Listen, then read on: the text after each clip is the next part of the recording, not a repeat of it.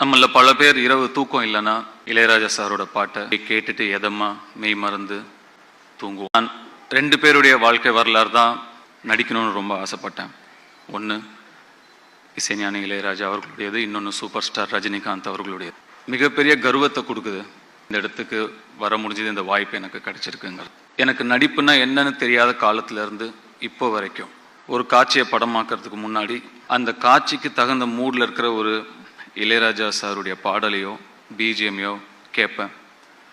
அந்த இசை அந்த காட்சியை எப்படி நடிக்கணும்னு எனக்கு சொல்லும். இப்போ மேலே வரும்போது, சார் நீங்கள் முன்னாடி போங்க, நான் அப்படியே உங்களை பின்னாடி ஃபாலோ பண்ணி வரேன்னு. நான் என்ன உனக்கு கைடா அப்படின்னு சார் கேட்டார். கைடு தான் சார், கைட் பண்ணிகிட்டே தான் வந்துட்டுருக்கீங்க இவ்வளோ வருஷமாக, நான் ஃபாலோ பண்ணி வந்துட்டே தான் இருக்கேன். நான் இதோ எனக்கு கிடைச்ச ஒரு மிகப்பெரிய அங்கீகாரமாக நான் நினைக்கிறேன். அந்த அழைப்பு இளையராஜா சார் கிட்ட இருந்தே எனக்கு வந்தது சந்தோஷத்தையும்